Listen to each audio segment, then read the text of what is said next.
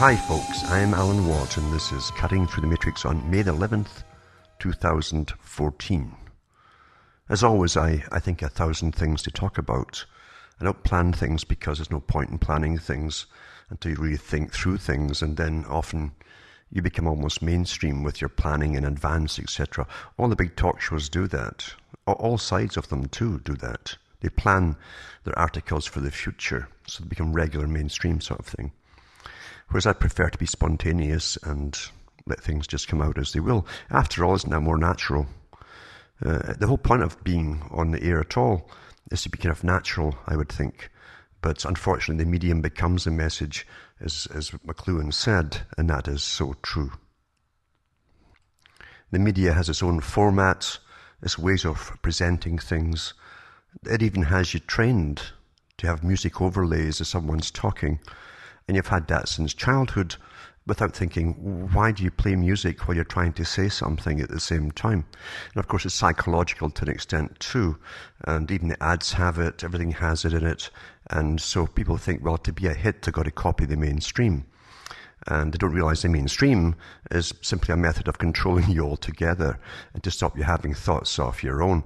They do this, of course, when they give you videos at school. And I noticed that very early on when they used to use the old projection reels, etc. And they'd show you some poor animals being suffering somewhere. And the music overlay, very ominous and sad, and a woman's voice talking over it in a hypnotic fashion. And that's how emotion is implanted, imprinted, and the event is imprinted in your mind basically for life. That's how it's done. So be very, very careful, as I say. If you want to be careful, most folk don't really want to be careful. They prefer having someone else control their mind.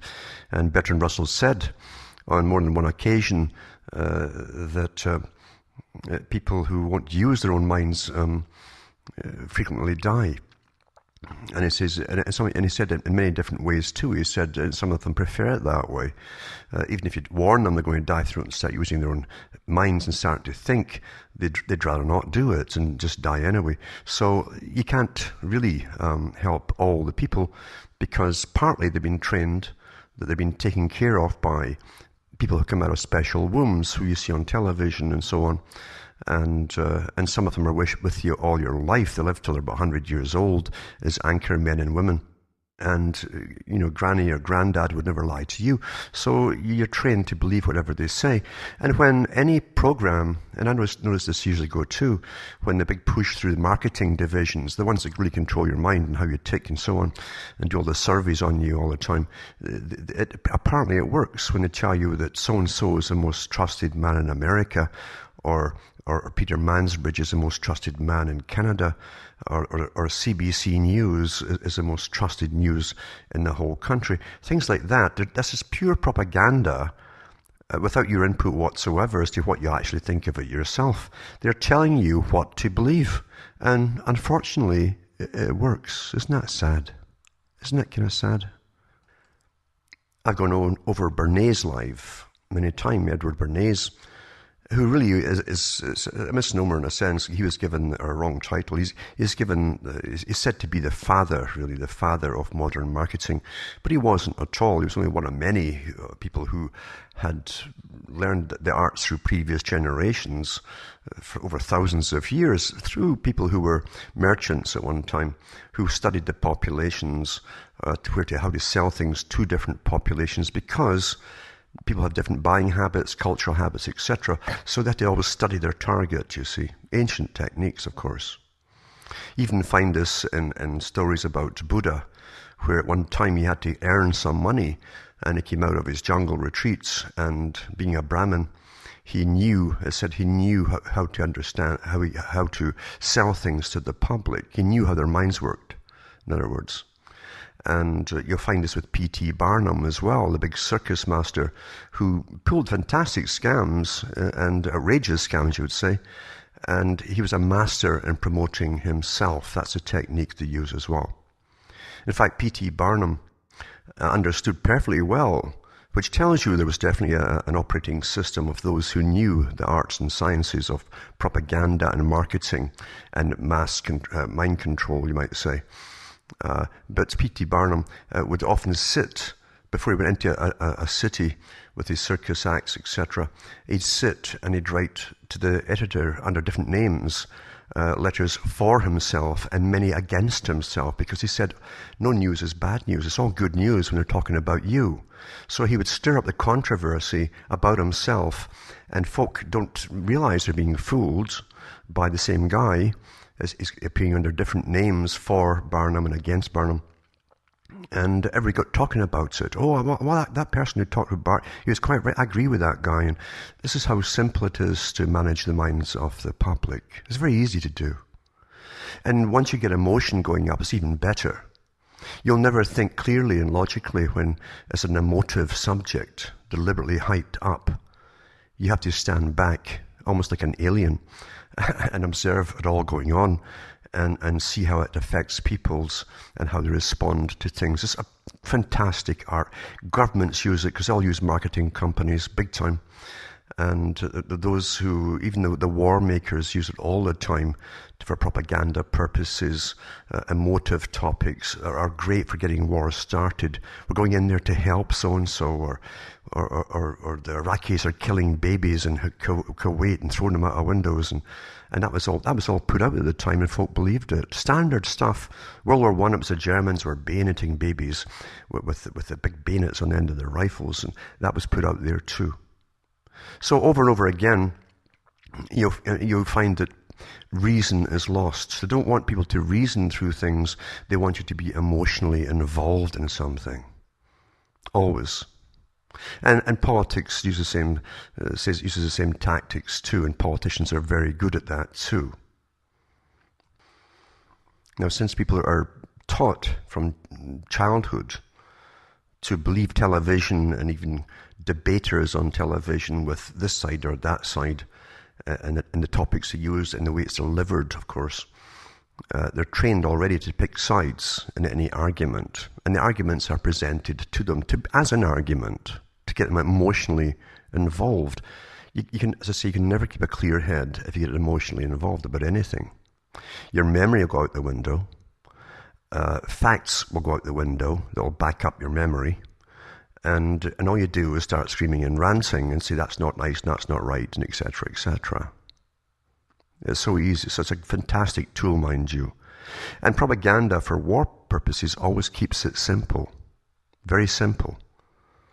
If it gets too complicated, they get caught up in their lies, and then people will stand back and say, well, it's more complicated than I thought. And they don't want that. They want you to be immediately into the melee and taking one side or the other, etc., etc. It's so easy to do. But I can remember too, all the newspapers from the so-called left. The left all works for the right, by the way, because they both work for the same masters at the top. But and they both end up in the same road at the end with their global governance and an organized society, planned society, etc. And everyone's working for so-called the common good of all, as the boys who run it all at the top, the big fascists, really reaping all the harvests of cash and live awfully well off it. Doesn't matter to the left or right, it's all nonsense. It's a technique of ruling is left and right. So anyway, you get these arguments ongoing all the time. Now, the latest one, of course, is so laughable to me about a serious subject, but they're laughable the way they're presented to you. Suddenly, the world is supposedly concerned about Nigeria. Suddenly, all of a sudden, it just happens, you see. Now, the West has been plundering Africa for centuries, for its minerals, gold, and its diamonds, etc., etc. So much stuff there. It's like the Congo. The Congo's been at war forever because the West's always stirring them up to get in so that they can get in there and plunder all the uranium for pretty well free. And the same thing is happening all across Africa. And the great global plan, of course, for those who manage the world and manage all the political parties and so on, the global plan was always to bring a big world of united groups in blocks of countries amalgamated together, and Africa was also to be one of them. Mandela talked about it too. So it's still ongoing, of course, and the old technique that the masters used to use was to invade first, you see, like Britain always did, and for good reasons, of course, to save the people from themselves. And You'd invade places like India, and before that, you would get them all warring in little tribes against each other. You'd arm different sides, and then you'd get one of the chiefs to go against another, and you'd get the war started, etc. Then you'd play up in the papers, which you also own, you see, and then you give a good reason why you got to go in and stop them from killing each other. And then, of course, the British taxpayer picks up the tab as their armies are all sent over to keep the peace and to amalgamate the countries, put in the British system of law and order, and then eventually you put in a kind of government with an elected parliament on a British system, which is completely rigged, and all your bureaucrats are part of it too. They're part of the old brotherhood system. And then once, after maybe 50 years, 100 years or more, you can withdraw them. And you're guaranteed that everybody who from then on gets into politics in that country is in the pockets of the big bankers who rule from London, England, for instance. That's really the global system.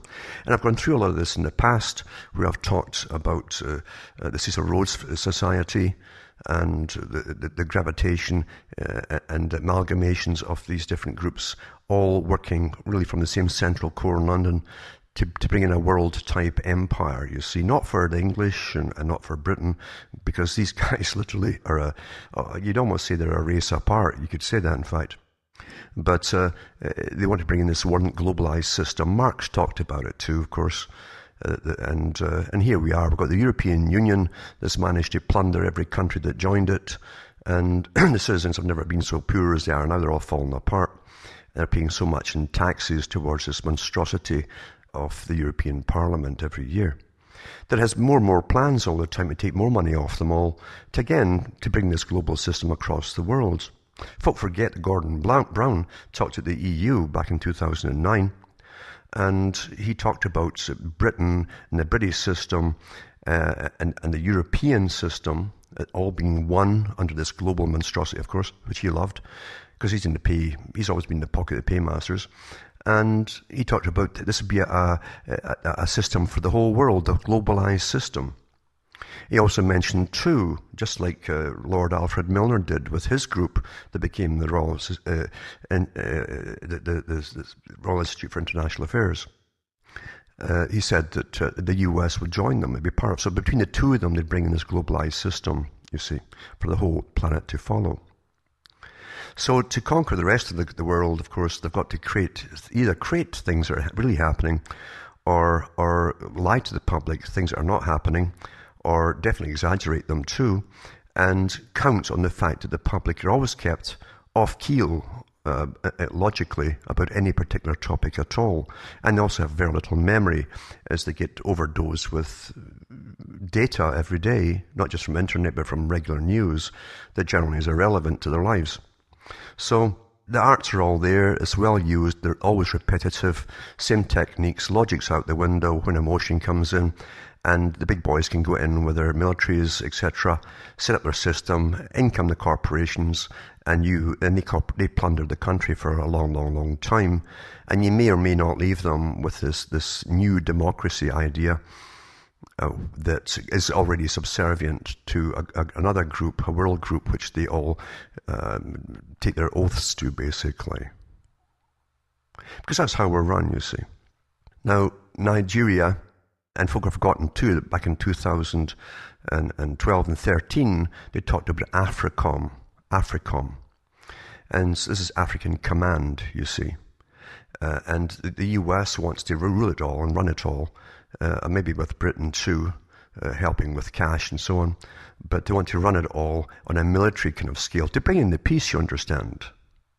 And AFRICOM already set up in Niger, they set up different drone bases to strike so-called Al-Qaeda targets. Now, everyone who doesn't go along with the agenda of the West's interference now is called Al-Qaeda now anyway, because the folk in the West don't know anything about it really except what they're told, which is very little, except they're awfully bad. But the excuses they use are the old excuses, emotional things. 200-odd girls, maybe 300 got kidnapped from schools and so on. And suddenly the Westerners are all agitated. And every talk show on AM radio and every city across the planet is talking about it all together. What a coincidence, eh? And getting you all agitated about these girls going missing and maybe being sold off as slaves or something. And we're all, and this is the prime concern on the planet right now. Not the fact you have no work in your own countries, not the fact you're getting taxed more and more, and your governments have signed more and more free trade deals so they can put corporations, big international corporations, businesses, into these countries they want to invade and plunder them, to help them, you understand. And also, you're going down the tubes fast with debt. We're all cap in hand. We're on our knees, actually. Actually, we've got our head on the ground as well, and our ears up in the air to the banks. So we're all debt slaves, of course. But there's always moral things to do, like going and suddenly becoming really worried about what's happening to girls in Africa. I can remember they used the same propaganda with Iraq. Oh my God, they make them wear a veil. Oh, that's a good enough reason to go and invade Iraq. All nonsense. It's all not. That wasn't the reasons. No, they planned the war in Iraq years and years and years before even Gulf War I. How many of you can remember even that now, eh? But anyway, this is how it's done, folks. Now, the West aborts more children than it gives live births today. We really care about children, don't we? We really, really care, apparently. And we sell body parts all across the world from fetuses and so on. But we really care about children, we say. That's what we say. The parents don't mind handing their children over to be brainwashed at an early age to the government. They never mind this at all, never. And generation after generation it goes on. They don't even know what their children are learning. Because they have been taught quite successfully. The parent's job now is not to interfere with anything. Just raise the child. Just pay for the money for the child, the upkeep of the child. That's what was decided back in the 30s and 40s. Every year, too, in the Western countries, they come out with these studies telling you that more and more children are living in poverty in these countries than ever before. But nope, suddenly it's Nigeria. We've forgotten all about all the scandals that came out from the United Nations, or about the United Nations and NATO, its military wing. We forgot all about that, didn't we? Well, when they were running the brothels over in Serbia, Yugoslavia, etc., Bosnia, and there's even made movies about it too, which weren't well publicized, but they were pretty detailed and accurate, and how they were even smuggling in young girls as prostitutes all across Britain, and whole housing schemes at one point were full of them, and it was all racketeering going on. And that went on for years. But nope, suddenly it's the Africans. It's happening in Africa. No one, I think, was charged even with all the prostitution rackets for all the troops, etc., and prostitution gangs where NATO had gone. I don't think anybody was charged at all. And the UN troops as well.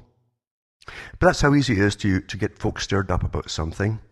And they all argue because they're given the points to argue about.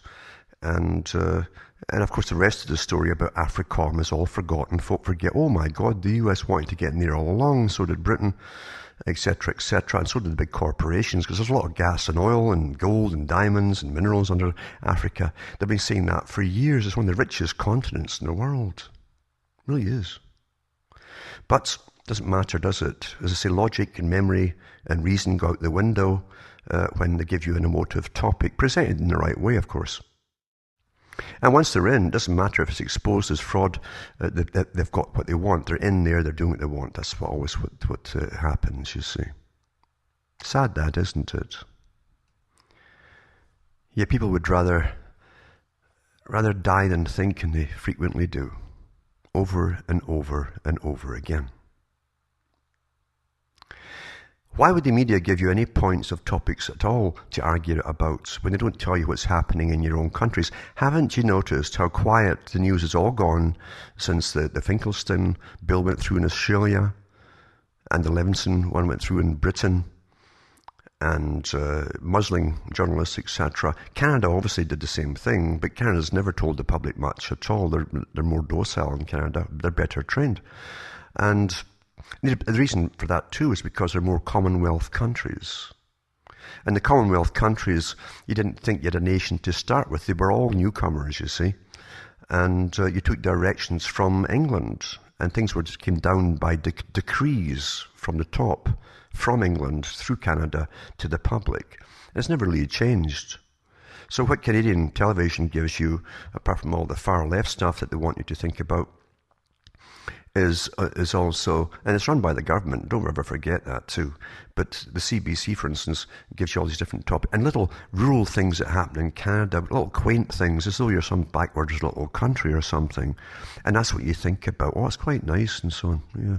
They never tell you about the quaint little places in Canada, though, where literally Maurice Strong would be proud. You give more blood to the mosquitoes and the deer fly and the horsefly every year than any other creature. I don't know why they call them deer fly and horsefly. It's people they love. I know that from experience, believe you me. And you really get anemic. Oh. But anyway, apparently it's a very quaint place, and everybody in the country, through their comedy shows and so on, repairs everything with duct tape and things like that. We're all rather simple, buffoons. So this is how it's done. But I say Canadians are awfully placid about things. And in Britain, they give you a little bit more hype. It's always in the same tradition, left wing, right wing, and all that kind of stuff. Which is boring. You've had it your whole lives long. And if you can't figure out the left and the right all work together, then there's no hope for you at all. There really is no hope for you whatsoever. The States is no better. The States come up with a fallacy, many fallacies in the US, that everybody was free. That's a fallacy number one. They also think through Hollywood that most of their ancestors were all cowboys, which isn't true at all. And they have no memory of all the factory towns that went across in the late 1800s or 1900s, privately owned factory towns owned by factors, they call them. That's where the factory comes from. And they had all the houses were owned by the factor. All the equipment was owned by the factor. You bought your food using the factor's credit money, his own token money. So it all went round in a circle back from the factor, from his factor store. And so your clothing, everything, even the tools you would have to buy yourself to go down the mines. That's the reality of the US.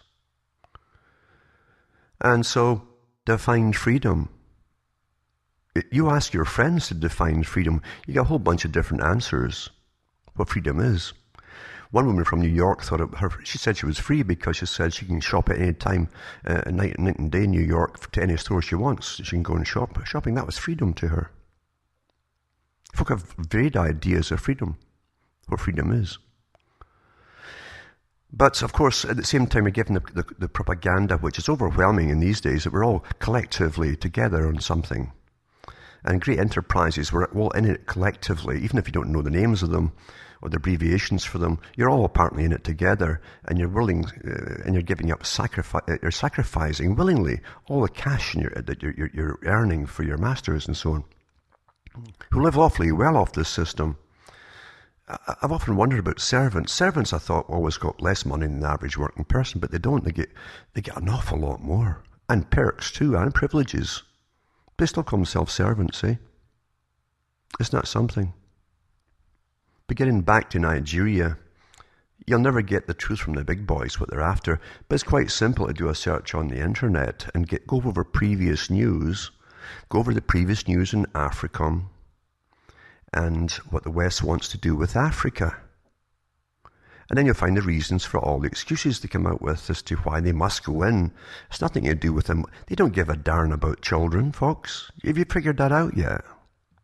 They don't give a darn about children. They don't really give a darn about you, as long as you keep working. They don't give a darn about you or how you live even. I had bureaucrats come out from Ottawa. Different ones. And one of them told me, and not nastily, and she wasn't even being arrogant. She was honestly being honest. And she says, I don't know how you people live. You people.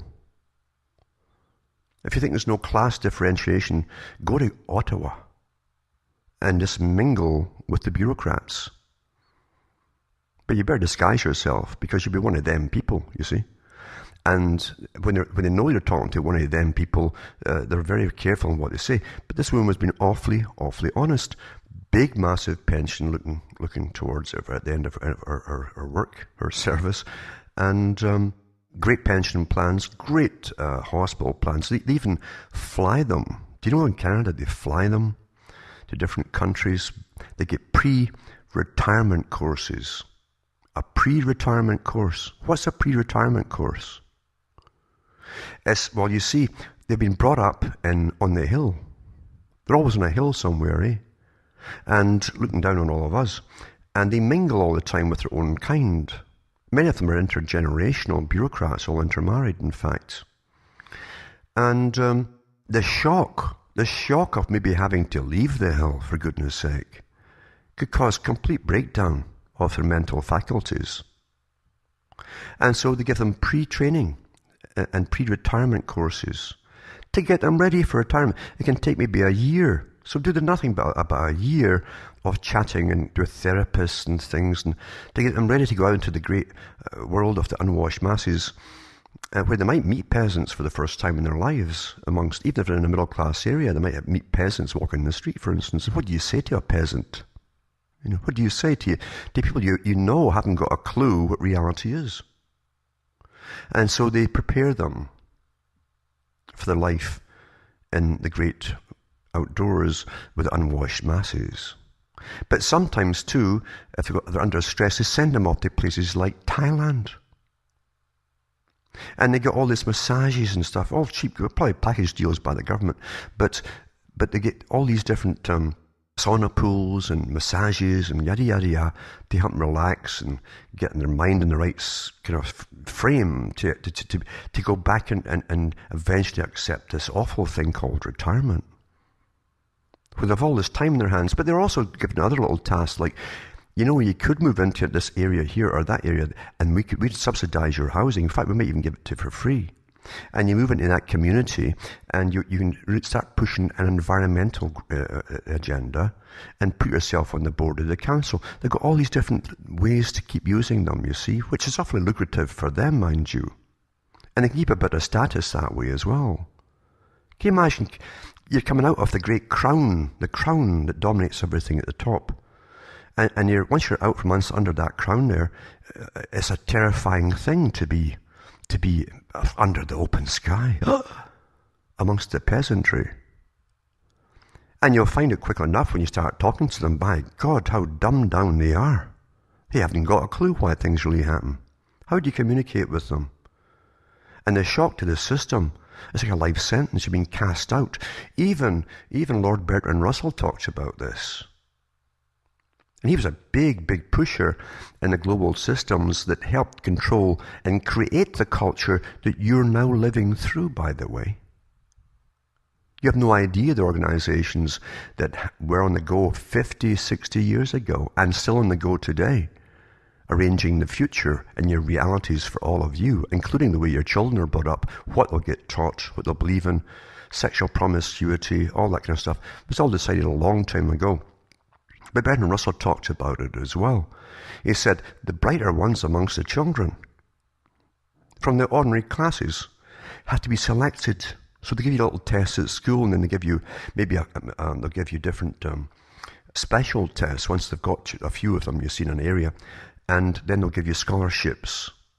But you're encouraged, you're given a kind of mentor. It's very Masonic in a sense. They give you a kind of mentor, and I'm talking about Freemasonic, but they give you a mentor, like a daddy figure, who will encourage you to make the right decisions about your career and life and everything else, and to go along with it. Then you put into the great gilded halls of some posh Ivy League place, and you're one of them, on condition that you leave all the old ways behind you, including often contact with your family, by the way. And he said, once they're in to the organization, the big club, you might say, where their careers are guaranteed and they work for you and this system, for global systems, etc. He said that they'll give their all for you, and you can depend on them, you can count on them, and then of course you use them, and they'll be so well rewarded financially, etc., that they'll never look back. Now the ones who will not go along with that and are the bright children who can see through things are a menace and very dangerous, and will have to be eliminated. That's the real world, folks. Easy to eliminate them today, isn't it? You just put them on drugs at school if they ask too many questions. It's not so much too many questions, it's the wrong kind of questions, the ones that are politically incorrect. Children are very curious about things, and when things don't make sense, they'll blurt it out until they get an answer. And that's how it's supposed to be. Freedom of the mind? Who's kidding who? That's never been allowed, especially today. It's getting worse all the time. And they're drugged, of course. They get them on the drugs and so on. And then they get them into child advocacy they have in Scotland and other countries, where the government appointee to every child can do little assessments from about 2 months on to see if they've got any PC incorrect ideas. Or ask the wrong questions. How can curiosity be a wrong question? Curiosity about anything be a wrong question? How ridiculous. How ridiculous. Now, talking about the bureaucrats who are terrified of having to join even the middle classes and occasionally coming across ordinary folk, a terrifying idea. But when you think about it, that's how they are. Because the ordinary people are parroting to them in any conversation things that have been given to them to parrot from the news. Whereas the bureaucrats have had a life of having all inside knowledge and gossip, etc., why things are really going on. And they realize it's a shock to them to realize how much the system has worked on the public too. Think about outrage. Nobody gets outraged about anything unless you're told to get outraged. We should be outraged about an awful lot of things if we were only told about them, especially told truthfully about them, about what free trade really is, who benefits from it, who's paying for it all, which is always you, and where its goal happens to be, and how it's going there. And we have no say in it at all, whatsoever. Free trade across the world, and pacts are getting signed by presidents and prime ministers, and through the World Trade Organization and the IMF and the World Bank and all these other remote institutions which literally could be in other planets for all the general public is concerned, because we have no say in it whatsoever, you see. And yet we still parrot this thing we're told to parrot, which is democracy. Well, we've got democracy, you know. And that's why we're going to rampage across the world, killing lots of people to give them democracy, you see. Isn't that wonderful? We live in La La Land, so why go along with the nonsense? Why go along with the nonsense? Most folk go along with the nonsense to be accepted by their peer group. They're equally brainwashed. They don't want to stand out like a sore thumb or be ostracized like, oh, he's weird, he knows things. Huh. And this is how it really is. This is how it really is. The techniques that are used en masse today, mass psychology, mass indoctrination through 1,000 sources, including all your entertainment. They'll get paid to put these things in there. So many movies, they've got nothing to do with global warming, will get it in there somehow. And so many other topics too, which I know you all know, are put in there. They've got nothing to do with the story. They're paid to put them in by the cultural departments of the governments who dish out all the grants. So you've been brainwashed by 1,000 different ways that you're completely ignorant of at the time. Nothing has been overlooked. But telling you to get outraged about something that it's never occurred to you before, you know you're getting conned. You know you're getting conned. And the things you should be outraged about, you say nothing about, because you don't even know how it's happened, you don't even know how your culture got to where it is today. You think it's somehow evolving with some head, like a headless serpent somehow. Of course it's not. It's been guided the whole way. Always. And it has been for an awful long time, especially since they brought in radio, then television, now the internet, the combination of the whole lot of them, and entertainment, of course, is just perfected today. Very few folk can think outside the box. If you want to get responses from them, emotive responses, they're Pavlovian, just mention certain terms, just mention them. Just stand back and watch them. Oh, their faces screw up and they are outraged, they're all angry. They can't tell you really why, except they'll parrot a whole bunch of stuff that they've heard and learned, but never really thought through, you see. It's easy to do. Trained, you see. We're so well trained and studied by experts all the time, always doing studies all the time. Never ends, all the studies. In fact, if anything changed in society that was outside their control, they'd spend billions of your money to find out why you're all doing it or thinking it or talking about it. And they do actually once in a while. Reality is a far cry from anything that's presented to you by your education and by your media and entertainment and so on. Reality is a far cry.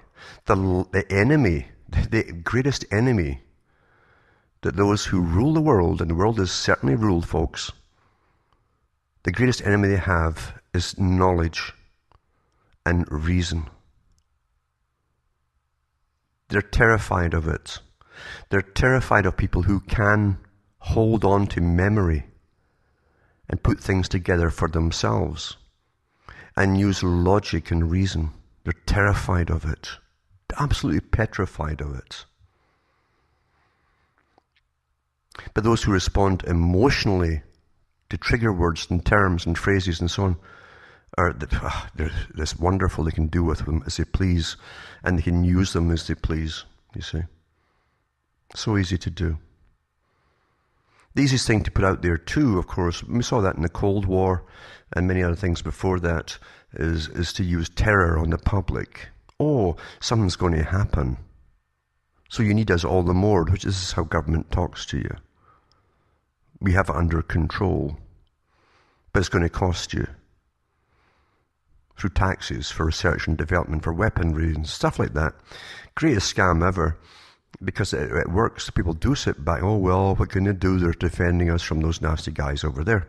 It never occurs to them the nasty guys, leaders over there, in cahoots with the nasty leaders you've got too back here. This is how the scam's played, you see. Most folk will never figure it out in their lifetime. And that's the saddest thing. The saddest thing, they'll never catch on to why things are the way they are, how they developed and were guided to where they are. Those responsible behind it, all the various institutions, organizations that are like a pyramid structure with all the wasteland below. That's what they show you in the bottom of the pyramids, a wasteland, all the weeds growing. That's all of you, folks. That's what it means. You see? And of course, the all-seeing eyes at the top. Down below, you're in the darkness. You're in the darkness. And the wise guys, even in your local areas, and your Rotary clubs and all your commercial clubs and so on, all belong to the right societies where they're filled in on little bits of the reality so they can personally profit and not tell the rest. We live in a predatory system. Layers of predators at the top, who live much, much better than those at the bottom, naturally. And today they have more respectability through propaganda than ever before, you see. They're called respectable business people, etc., respectable politicians and so on. And we believe it. We're taught to believe it. But it's a predatory system. You don't get up in anything to any degree in a society, any high degree, without being a cutthroat and a predator, and psychopathic to an extent as well. That's why the most dangerous thing is when groups of businessmen get together to form any kind of association. These leagues or cartels and so on that are formed wield tremendous power, and the wealthier they are, naturally, the more money they can donate to politicians.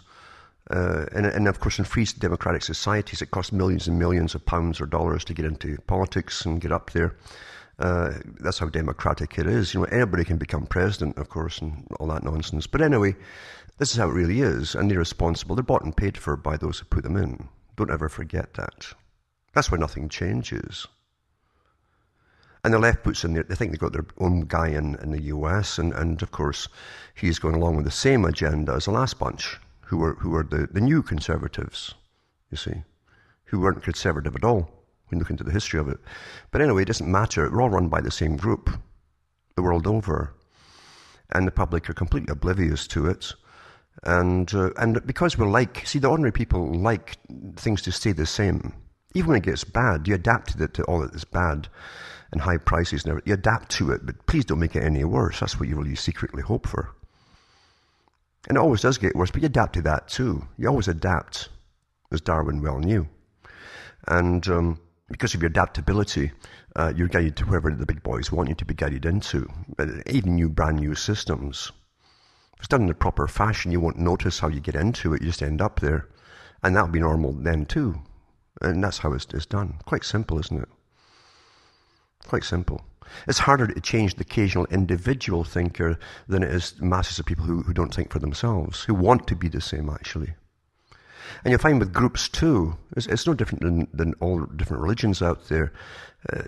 You got to conform to their set of beliefs, and that means everything that they believe in. You accept it, which is irrational for anything in politics or anything else. Because obviously there's something wrong with you if you accept every tenet they have. If you're an individual free thinker, you say, well, I agree with this and this and this, but not that and that and that. But no, you have to agree with everything that they say and do, you see. So you become us instead of me. You become us. And all of the us's are used by them at the top. The thems use the us's. That's how simple it is. Bernays said it too. He said to his big boys, they were sending out to run the whole country in a sense because they did to help presidents to do it. He said that rather than create organizations from the grassroots to sell products or to sell your ideas or your political parties, look for established organizations. And they started in the US, especially with the churches, because they had big congregations at that time, way back then. And start donating money to them, for instance. Get to know the guys who run them at the top. Because organizations are always led by people at the top, you see. And once you have them in your pocket, then they can sway the minds quite simply, gradually, of the massive congregations, and you get what you want. That's how things are done. That's how things are done. Very simple. I mean, even a long time ago, for instance, you would have little kings and princedoms rather than countries. And it certainly wasn't democratic either. It was generally feudal and hereditary. But at least once in a while, you had big meetings where the folk could voice their concerns. But the folk lived in that area, and all that mattered to them at the time was what happened in our area. You see? But the process now, today, is to take you away from all that until you really are pretty well ineffective in your area. Who do you complain to? Look at the size of the provinces in Canada, for instance, and the states in the US. It's sometimes thousands of miles away to get to its headquarters and complain about anything. And now you're trained that you're not just national, so you're getting further away government, you're international. International, until it's all ambiguous and misty and over there somewhere, until the guys that run you are over there somewhere. And in fact, that's how it really is today. You have no say in anything, even locally. Everything's global and introduced from the top down to the local, you see. Including education, your children are being brainwashed with as well. For someone else's agenda, which they've decided is good enough for you to live collectively and serve the masters at the top for the global society, the greater good and all that stuff, you see. Uniformity, uniformity, uniformity is the key. And being simple little creatures, human creatures, we don't like change that much at the bottom. Most folk are not risk takers. They really are not. And they get tied into the traps that keep them grounded in a certain place, their house, their possessions, things like that, which the big boys count on, actually. They count on that. Because then it's better to have a fixed population in an area you can count on. They'll pay all the taxes and so on, than people who are mobile all the time, you see. You have a fixed amount you can always guarantee the income from, and that's how they live off you, of course. But you have no say, really, in what happens in your local area. They call it interdependence. You're interdependent, meaning you're completely dependent on everything you need for survival. Your food, often your water, your electricity, etc., etc. And these are all being privatized, of course. There were institutions supposedly set up on your behalf with your tax money, most of them, that built infrastructure in the whole system because they were essentials to harmonious living and a necessity to life. Not now. They're all being privatized by the big boys who planned this a long time ago, who actually gave you socialism, by the way, because socialism was a way to get all your tax money to pay for the infrastructure, for the setting up of the roads, the setting up of the gas supplies, electricity supplies, all these things, you see. They're all paid for completely, or at the very least heavily subsidized. Now they're privatized. And they're going for the whole lot now as they have you under the thumb. We always pay for the big boys. Corporate welfare is nothing new. It's the biggest welfare system on the planet for them. That's how the world is run, by clever predators.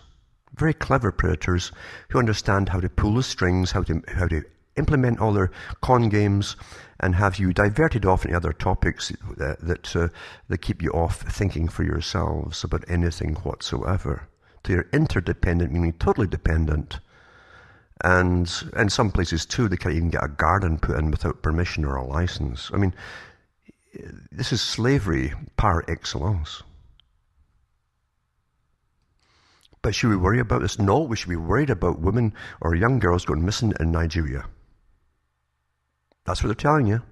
Nope. That's your main concern today. And it will be, because that's all they'll parrot about. And they'll draw you in. And they'll show you terrible crying people on television and stuff like that. It's going to hit your emotions. And everything else is out the window. All your own concerns is out the window. You see? And you're being conned.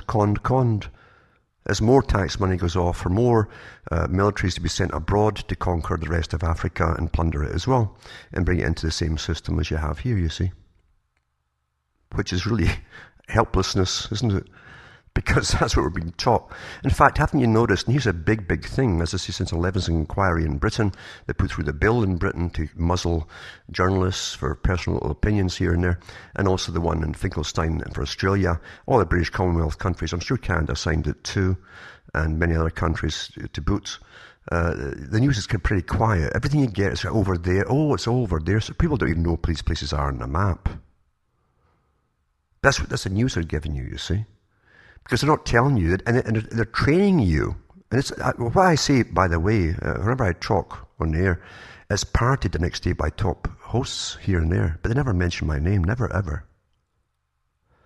But here's what I'm telling you, what's happening. You've been trained under authoritarianism, which is the Club of Rome came out with it. I've mentioned it before, and their book, The First Global Revolution, and other ones that came out afterwards. They talked about democracy isn't working. And they'd have to train the public to accept the fact they have a form of overlords, you might say. Special people who are specialists in everything, and the world was to be run by specialists, of course. It's a very old idea. It didn't start with the Club of Rome. They're just a front mouthpiece for bigger organizations. But that's what keeping the news back from you is all about. You're being trained into this big, misty thing up in the heavens somewhere of government and governance, is managing your world, your personal little world, including your own little, what you think is your piece of it. Of course, you have no stake in it at all because you don't own any of it. You have no stakes in anything. You just pay out, you don't get anything back. Then it's all to do with special people up there that you shouldn't even be concerned who's running it all. Or even, it doesn't even matter that you know who they are. Most folk don't. But they're training you to leave it to specialists. That's authoritarianism, you see. Because eventually they will do away with this nonsense, this farce of democracy, and this pretense of left and right and all the rest of it, you see. That's all to go eventually, is to get abolished down the road. And you'll accept the new way. Oh, the world's just too complicated for all these things anymore. We've got to have experts running it.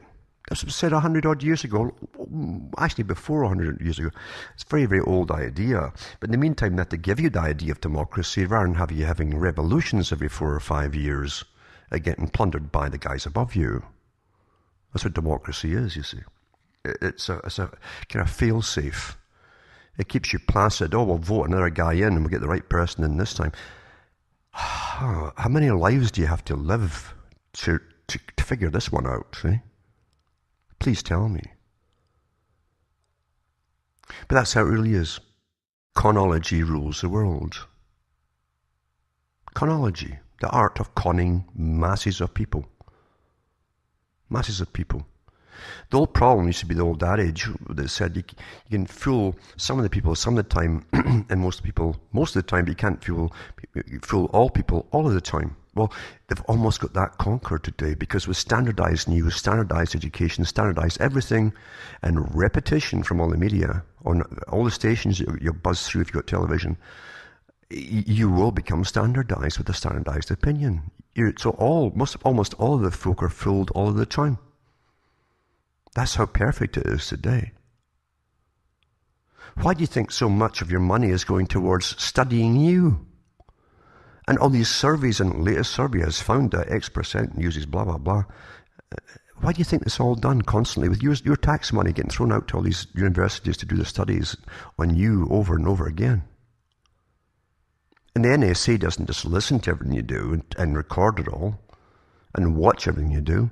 It also has its own study groups on the go all the time across the world and gathers all this information because it's so important, you see, for control, for keeping control over billions of people, to bring in their happy worlds for themselves. The new utopia where the global elite can come out in the open, the hidden master stuff, all this hidden master stuff. The real elite, the intellectual ones at the top, can come out and say, yeah, I run this department for the whole planet, and this is how it is, and you should accept it, peasants. You see?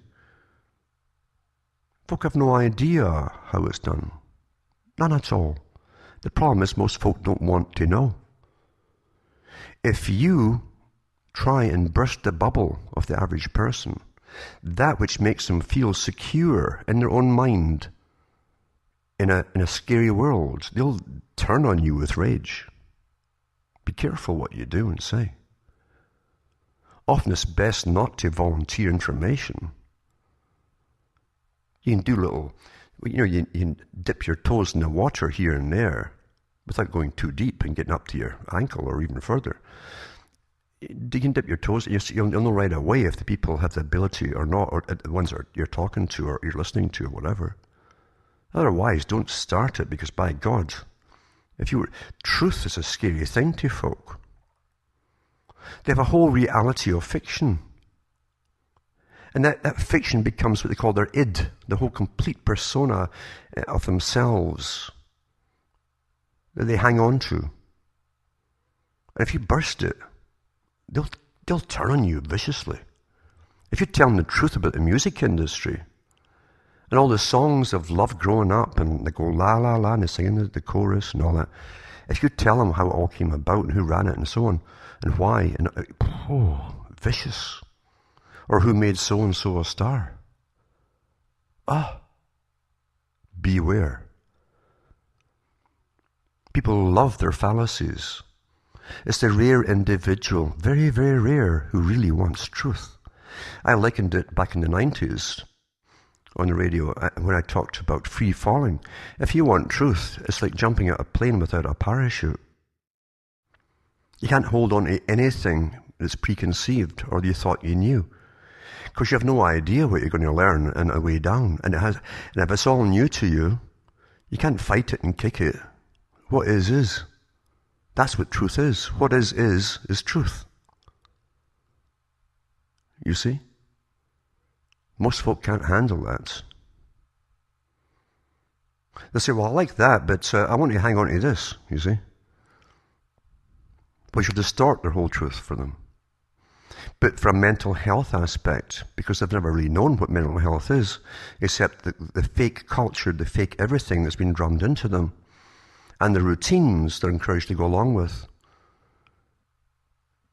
they'll turn on you if you bust it. So be awfully careful. The old meaning of identity crisis wasn't nothing to do with genders or sexuality. It was to do with what you perceived as the id, as you and your place in the world and its place to you, and your whole persona and how you saw yourself fitting into that whole world system and everything you interact with. That was your healthy id.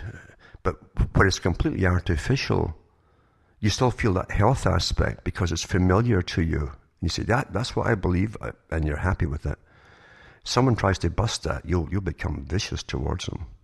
So be awfully, awfully careful, you see, about giving folk truth. Very few folk really wants it Most don't want all of it. And most actually can't handle it. That's the sad truth of things. Most can't handle it. We're the most controlled society that's ever existed with the techniques that are used against us. And it's very, very difficult to get truth today and hold truth. And all the organizations pretty well that come out showing you bits of it have a spin for their own particular agendas, unfortunately. And you get used again. Anyway, that's a Sunday night, and it's just off the top of my head as always, and I thought I'd just blurt it out, because it has to be blurted once in a while, doesn't it? It's not depressing, you see. How can truth ever be depressing? Fantasy, that's why folk dive into fantasy like, oh, you wouldn't believe it, because it really does distract them into a never land of complete fiction. Because the world is pretty scary, you say to them. And the scarier it becomes, the more fiction you've noticed that they've dished out to you. The more movies they dish out to you. The more catering they do to segments of fiction for you. Oh, here's a sci-fi channel, here's this channel. Oh, they've got everything for everybody, you see, to make sure you're kept in some kind of fiction for escapism. And even in that escapism, you've been programmed with the updates for the political correctness. How you should feel about this topic and that topic and so on and so on and so on. That's how perfect the system is.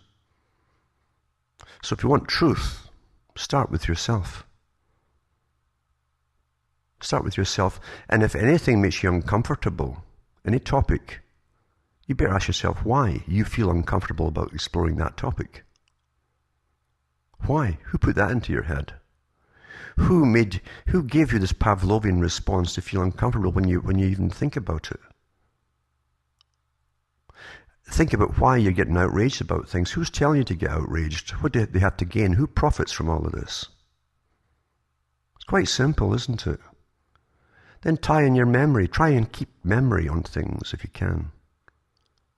Stop relying on an internet. Because I'm telling you, they keep changing reality on the internet all the time too. I have to do link checks all the time, awfully time consuming, to check up links from all the talks, so many talks I've given in the past, and they're always dropping links. Other articles may have the same link and they've rewritten the darn thing. Because truth goes down the memory hole. That's how fast the past has changed, and truth has changed, and facts are changed. All the time. All you have is yourself. You're living in a world where pretty well the world now is under complete weather management control. Most folk have adapted to it without reasoning through it. Got little bits in their head they've heard here, heard there, read a little snippet here, bits and bytes. And they'll adapt to total climate change as it's totally controlled. NOAA, the organization NOAA, for the weather, etc., it's got up every year how global dimming is getting worse and worse. It's not pollution, folks. It's the spraying in the sky. And you'll accept that too. You'll accept more and more cloud over certain areas and more sun over other areas that are going to get the droughts. Because now the food's up on the futures market for the biggest boys on the planet, the big agribusiness companies. And they can actually bet who's going to have the droughts this year and who's going to have a good crop this year. And they can juggle all the prices in advance, etc., when it's a sure bet, you see. That's how the world is run. And people adapt. Anyway, don't get outraged over things that you're being told to be outraged about. When your world is perfect around you, then maybe think about it. But until then, forget it. Forget it. And don't be a hypocrite. And don't pretend whatever country you're living in is somehow better than all of that you're seeing to be outraged about. Look at your own history, recent history, even present, and tell me how perfect you are. Because if you get outraged about anything you're told to be by the media, you're getting used. From Hamish, myself, Montreal, Canada, is good night, and may your God or your gods go with you.